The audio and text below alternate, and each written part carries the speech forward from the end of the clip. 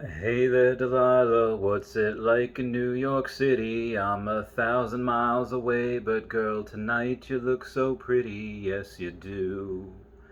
Times Square can't shine as bright as you. Hey guys, how's it going? It is I, the real Randy Chavez, coming at you today with a VV update video. Guys, if you're new, welcome. If you're not, welcome back. I love you all. Everyone say hello to Dashi. Hello, Dashi. So, earlier before, I assume most of you had seen it, the Tabs Trays, all those people, they did a OMI announcement or a VV announcement where they said, oh, the Ghost Trap, where you're going to be able to collect, the ghost from Ghostbusters. So Slimer went through the roof at that point. Also, this is on my phone. My iPad is charging. It's a long story. Or my tablet is charging. I don't have an iPad. Anyway, outside of that, there was a bunch of good nuggets in there. I don't want to go and basically repeat everything what they had to say. Obviously, go watch that. It's about an hour and a half, give or take. It was really good, a lot of fun. Me and Cavell Anderson in the chat as well. It's like, hey, what's up, guys? For those of you that do not know, that missed my live stream this morning, within the last 24 hours, between yesterday and today, I did buy another $15,000 worth of OMI, which unfortunately now is only like 3.2 million, 3.1 million OMI, give or take. So by the end of today, after the orders fill, I'll have about 25 million OMI. The goal is to have 34 million, obviously by the time it reaches $3 a share or $3 a token. That being said, I did want to go over a couple of things that they had there. One being the announcement, that Ghost Trap.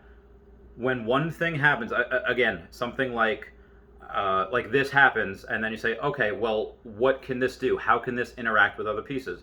Well, going and interacting with Slimer or Stay Puft, that type of thing, you're going to be able to catch ghosts with this Ghost Trap. Whether that's going to be in the VV-verse or when it first starts or later, I don't know. Are you going to be able to catch other things with this? Can this be like a Pokeball Go, and then be able to catch whatever? Can you use this only to catch stuff from the Ghostbuster genre? Can you go and catch a Powerpuff Girl with it? Can you go and catch anything that is... I'm trying to think of other creations that are ghost-like, that are type of plasma. I really can't think of anything right now. You could make the argument, Ice King made of ice. It's not a solid. I guess ice is a solid. I'm just trying to think of others. I can't right now. But that would be cool if we could have, again, in the future, when we have VVverse, having a Pokeball and a Ghost Trap, both trying to get, let's say, Ghastly, a gas-type Pokemon. It is a Ghost-type Pokemon, so it could be theoretically caught with that Ghost Trap, but also a Pokeball as well. See which one. It'd be like, Yoshi's tongue versus Kirby's. Which one will win? You don't know, and that's why I did it that way. I thought that'd be fun.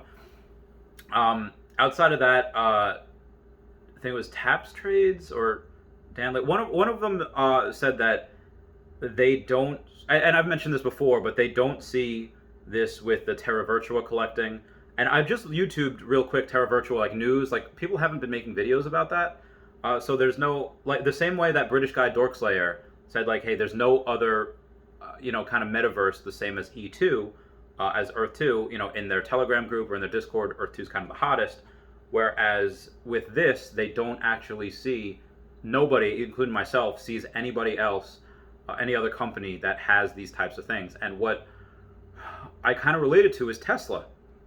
I mean, there might be one or two people that, go and say the Ford electric pickup truck, they might do videos on that.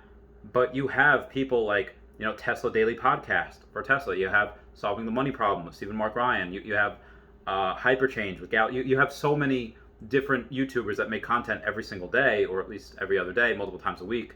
And you see that with Vivi. You see that, and you see that with Earth 2 as well. I'll bring that up in another video.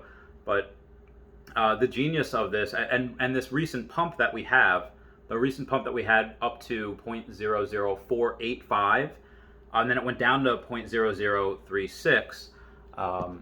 I had bought that dip earlier this morning, and what I had done was I earlier this morning at 0.0045, I put another 5K, and then as it's going down at 0.0040, I was like, all right, I'm in. I put another 5K to Ari Realty. He got it for me. Bitforex just doesn't work for me in New York. I don't know why.